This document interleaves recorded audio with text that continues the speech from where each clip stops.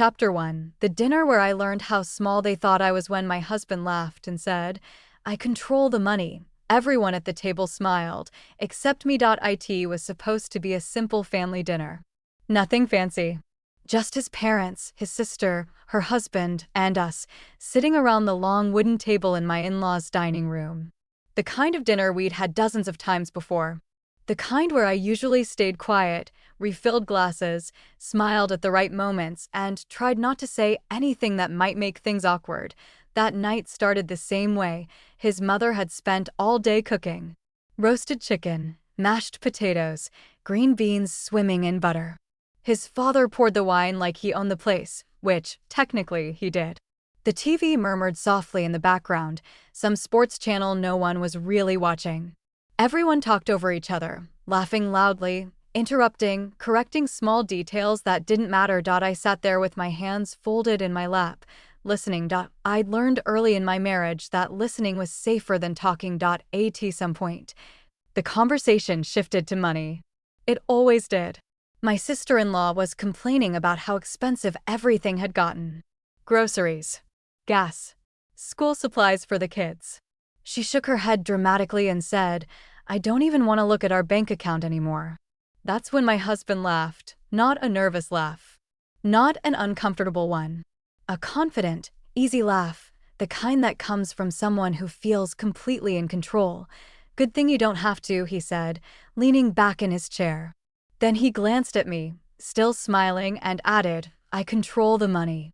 For a second, there was silence. Then his parents smiled. His mother nodded approvingly, like he'd just said something responsible. His father raised his glass slightly, as if toasting him.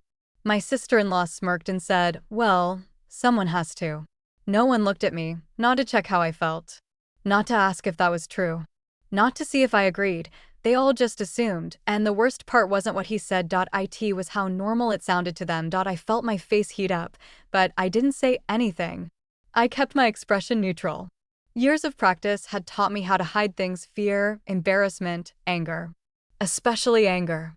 I took a slow sip of water and stared at the condensation on the glass, letting the moment pass. Inside, though, something cracked, because that sentence wasn't just a joke.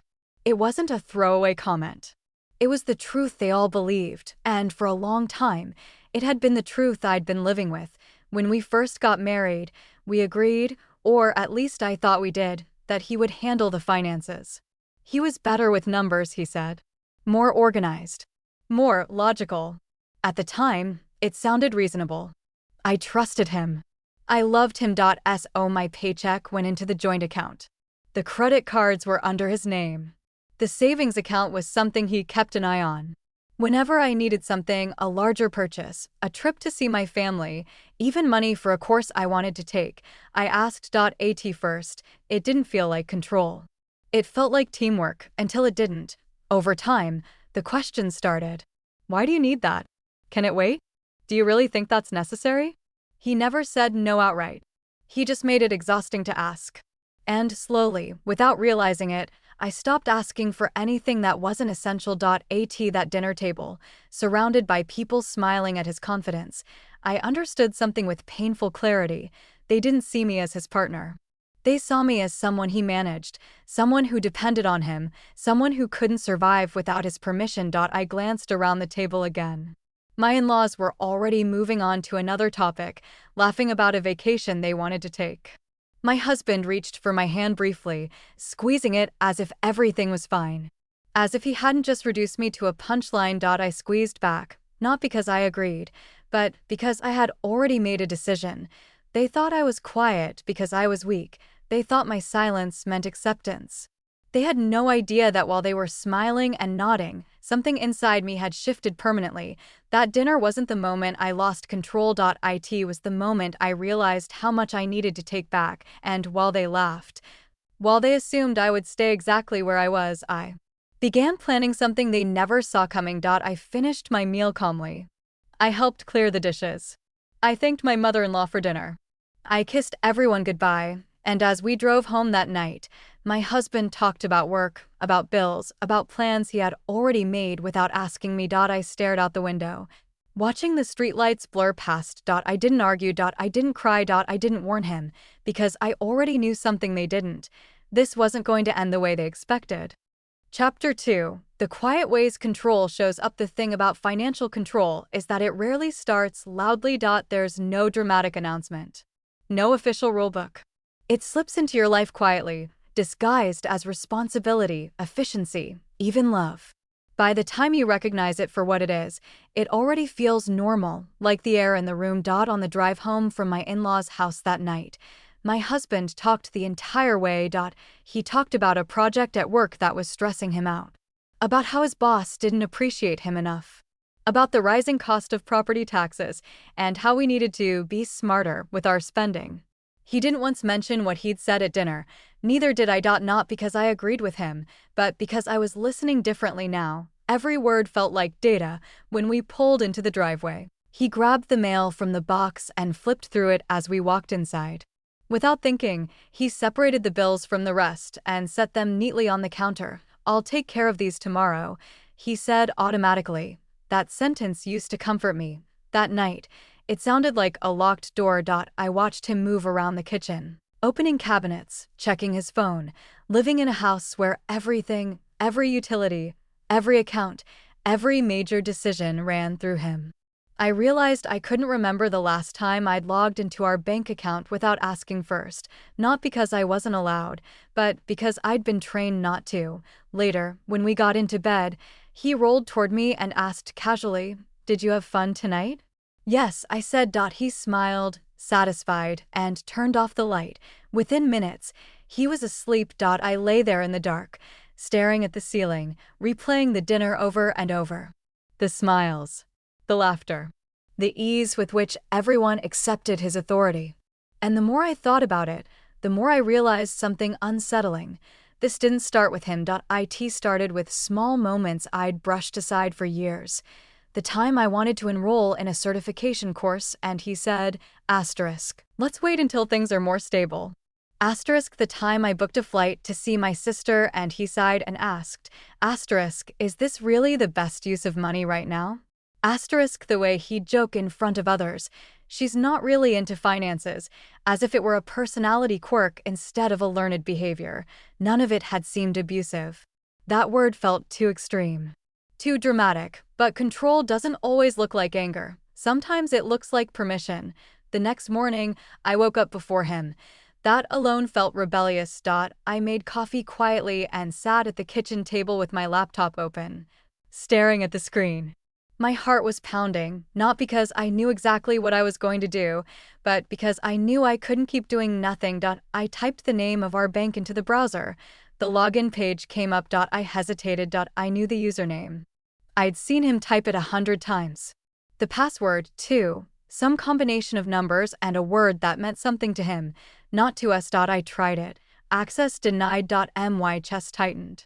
I tried again, slower this time. Still denied. Of course. I sat back in my chair, feeling foolish for even thinking it would be that easy. For a moment, the old voice crept in, the one that said, "This is his territory. You're overreacting. Don't make problems where there aren't any." Then I remembered the smiles at the dinner table. I closed the laptop. If I was going to do this, I wasn't going to stumble around blindly. I was going to do it right. Over the next few days, I paid attention in a way I never had before. I noticed how often money came up in conversation, how frequently he used "we" when talking about sacrifices and "I" when talking about decisions. I decided to move some things around. He said one evening, "I think we should hold off on that." He said another time. I asked questions, small ones, casual ones. "How much do we have in savings right now? Which account does my paycheck go into again?" Each time, he answered vaguely, "Or later." Or "not at all. Don't worry about it," he said once, smiling. "I've got it handled." That sentence used to make me feel safe. Now it made me feel invisible. The turning point came on a Wednesday afternoon. I was at work when I got a notification from my email, my paycheck confirmation. Same amount as always. Same company. Same effort. Out of habit, I forwarded it to him. Then I stopped. Why was I doing that? I stared at the screen for a long moment before opening a new tab and searching for something I'd never searched before. Financial advisor near me. Asterisk dozens of results popped up. I chose one at random, my hands slightly shaking as I filled out the contact form. I didn't write anything dramatic. Just a simple sentence. I'd like to understand my financial situation better. When I hit send, I felt something I hadn't felt in a long time. Clarity. That meeting didn't change everything overnight. There was no dramatic revelation. No sudden windfall. But sitting in that office a few days later, explaining my situation out loud for the first time, something shifted. The advisor listened quietly, asked careful questions, and then said something that stayed with me.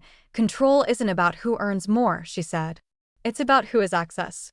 Access. That word echoed in my head all the way home, because for the first time, I could see the shape of the problem clearly, and once you can see it, you can't unsee it. That night, as my husband scrolled through his phone and talked about his plans for the weekend, I nodded and smiled like always, but inside, I had already crossed a line. I wasn't trying to get revenge. I wasn't trying to embarrass him. I was trying to get myself back, and I had only just begun. Chapter 3. Taking it back without asking permission. Once you see the pattern, you start noticing how deep it goes. After that first meeting with the financial advisor, I didn't rush home with revelations or demands. I didn't confront my husband. I didn't accuse him of anything. I understood instinctively that the moment I turned this into a fight, I would lose control of the narrative. So I stayed quiet, but my silence was different now. It wasn't passive anymore. It was deliberate. The advisor had been careful not to tell me what to do. Instead, she explained what I was entitled to, what my options were, what questions I had every right to ask, whether my husband liked it or not. You don't need permission to understand your own finances, she said gently. That sentence felt like oxygen. The first thing I did was open a new checking account in my name only. It wasn't dramatic. No hidden cash, no secret stash. Just a basic account at a different bank, one he didn't use. I deposited a small amount, barely noticeable. Enough to make it real, but not enough to raise questions if he somehow found out. When I signed the paperwork, my hands were steady. I remember thinking how strange it was that something so simple felt so radical.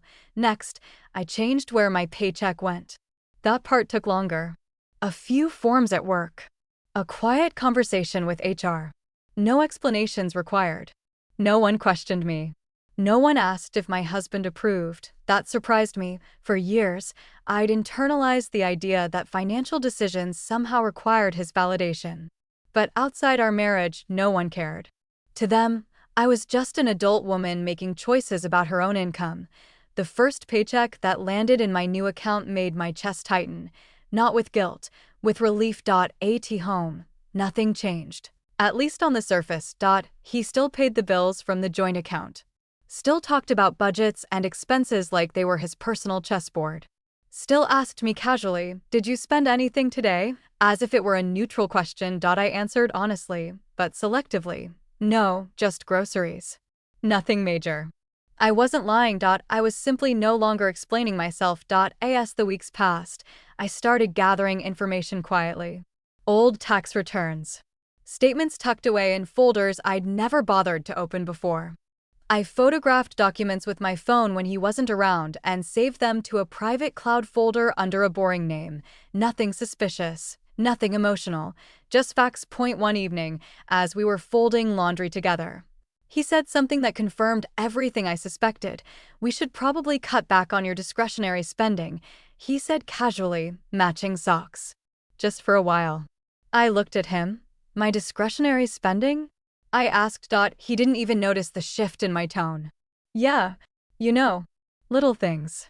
It adds up." I nodded slowly. Okay, that was no argument. No defense, but inside, I felt something settle into place, because I knew something he didn't. My discretionary spending was already under my control, not his. Around that time, I scheduled a second meeting. This one with a lawyer.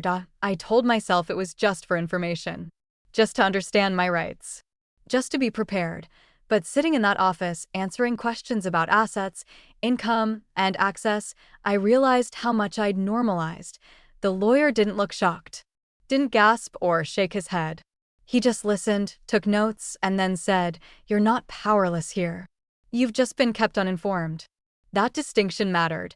Powerless meant helpless. Uninformed meant fixable. He explained options I'd never considered. Safeguards. Boundaries. Steps that didn't require confrontation, only preparation. When I left his office, I didn't feel angry. I felt focused. At home, the dynamic shifted in small, almost invisible ways. I stopped asking before making minor purchases. I booked a weekend workshop I'd wanted to attend for years. I signed up for an online course without mentioning it first. When he noticed, he frowned slightly. When did you sign up for that? Last week, I said. With what money? I met his eyes calmly. Mine. For a split second, he looked confused. Then he laughed, like it was a joke. What do you mean, yours? I mean my paycheck, I said evenly. The one I earn. He stared at me, trying to recalibrate. We should talk about this. We can, I said. Later. That night, he was quieter than usual. Not angry, just unsettled. I could feel it. The balance he was used to was shifting, and he didn't know why. What he didn't realize was that I wasn't trying to flip the table. I was removing myself from a game I never agreed to play. And the more I reclaimed my footing, the clearer one truth became.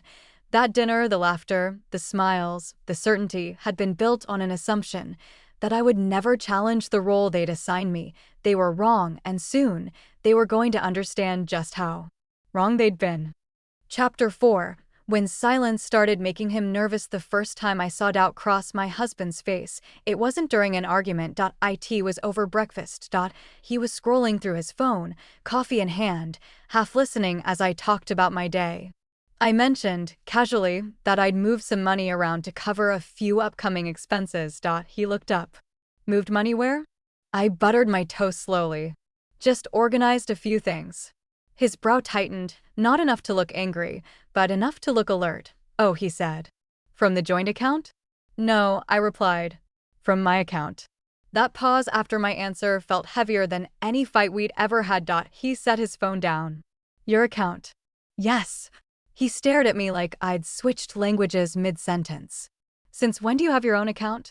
I met his gaze calmly. I've always had the right to one. That was the moment I realized something important. He wasn't upset because I'd done something wrong. He was unsettled because I'd done something without him.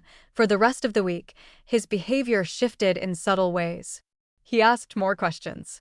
Not openly, not aggressively, but often. Did you transfer something today? Are you still using the joint card? Why does the balance look different? Each question was framed as concern, responsibility, curiosity, but underneath it, I could hear the anxiety. Control doesn't disappear quietly, it panics. At the same time, I started noticing how often his parents called at first. I thought I was imagining it. But then it became obvious. His mother asked how I was doing. His father asked how work was going. Innocent questions, but paired with long pauses, as if they were waiting for something more. One afternoon, his mother stopped by unexpectedly.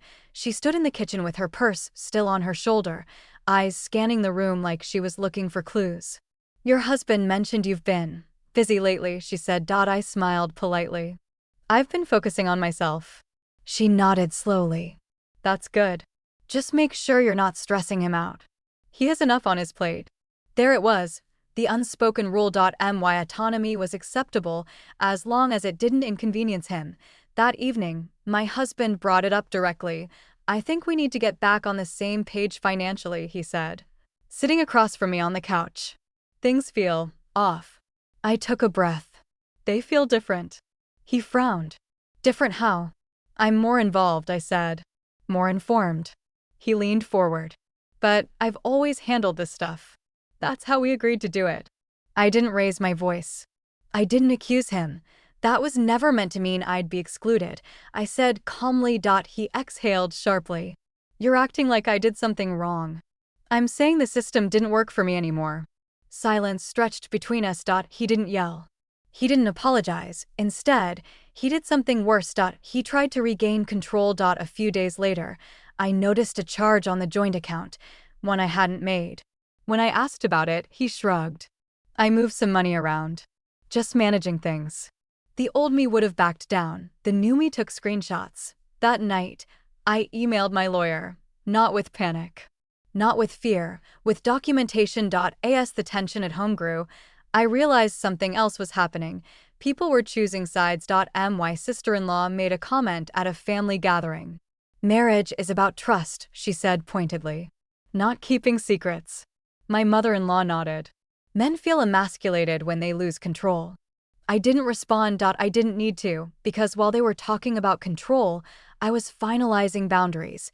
The lawyer helped me draft a financial separation agreement, not a divorce filing, not a threat. Just a clear, legal acknowledgement of individual income and access. When I signed it, I didn't feel angry. I felt steady. The day I handed my husband a copy, his hands actually shook. "What is this?" he asked. "It's clarity," I said. "You went behind my back," he snapped. "No," I replied. "I went ahead of you." That night, he didn't sleep. Neither did I. But for very different reasons. Because for the first time, the silence wasn't protecting him. It was protecting me and the people who'd smiled at that dinner table, the ones who believed I'd always stay small. We're about to see what happens when assumptions expire. Chapter 5, the dinner they smiled through, and the moment everything changed. The second family dinner happened 3 months after the first one. It wasn't planned by me. It wasn't even planned by my husband. His mother called one Sunday afternoon and said, in that overly cheerful voice she used when she wanted something, "We haven't all been together in a while. Let's do dinner." Like old times. Old times. I almost laughed. My husband looked at me when he hung up the phone, searching my face for resistance. For fear. For hesitation. Instead, I smiled. "Sure," I said. "That sounds nice." The drive there felt very different from the last one. Back then, I'd stared out the window feeling small, replaying laughter in my head. This time, I sat upright, calm, aware of every document saved, every account secured, every boundary legally defined. I wasn't walking into that house unarmed anymore. When we arrived, everything looked the same. Same driveway. Same porch light. Same dining room table polished to a shine. The same seating arrangement, too, me across from my husband, his parents at either end, his sister beside them. Wine was poured. Food was passed. Polite conversation filled the room, but something was off. They felt it too. My husband was quieter than usual. His father watched him carefully. His mother glanced at me more often than before, as if trying to read something written just beneath my skin. Halfway through the meal, his sister brought it up. "So," she said, smiling too brightly, "how are things going financially?" With everything being so uncertain these days. There it was. The table went still. My husband stiffened beside me. I could feel it without looking. I picked up my fork calmly. "They're going well," I said. "Actually, better than ever." She blinked. "Oh, yes," I continued. "I finally have full access to my income, my accounts, and my financial decisions. It's been empowering." My mother-in-law's smile faltered. "Access?" she repeated. "What do you mean?" I turned slightly toward her. "I mean, I handle my own finances now. Independently." Silence. The kind that presses against your ears. My husband cleared his throat. "We're still figuring things out," he said quickly. I shook my head gently. "No, I have things figured out." Everyone stared at me. This was the moment they'd never imagined. The moment where I didn't defer, didn't soften, didn't look to him for approval. His father frowned. "Marriage is about unity," he said. "Not separation." I nodded. "It's also about respect. And access. And informed consent." My sister-in-law scoffed. "So you're saying he was controlling you?" "I'm saying I didn't have the same access he did," I replied evenly. "And now I do." My husband finally snapped. "This isn't the place for this." I met his eyes, steady and calm. "You made it the place for it when you laughed and said you controlled the money." The room went completely silent. No one smiled this time. My mother-in-law looked between us, suddenly unsure. "You said that," she asked him. He didn't answer, because for the first time, he couldn't spin it. I reached into my bag and placed a single folder on the table, not dramatically, not angrily. Just deliberately. "I'm not here to fight," I said. "I'm here to be clear." I stood up, smoothing my dress. "I won't be managed. I won't be spoken for. And I won't be smiled at while being diminished." No one stopped me as I walked away from the table. I in the car, my husband didn't speak, neither did I. Weeks later, we separated quietly, respectfully, legally.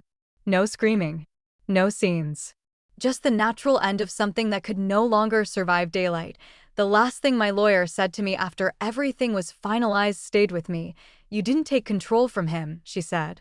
"You simply reclaimed what was always yours." Sometimes I think about that first dinner, the laughter, the confidence, the smiles at my expense, and I realize something now that I didn't then. They weren't smiling because he controlled the money. They were smiling because they thought I never would. They were wrong. And that, more than anything, is what finally made the room go silent.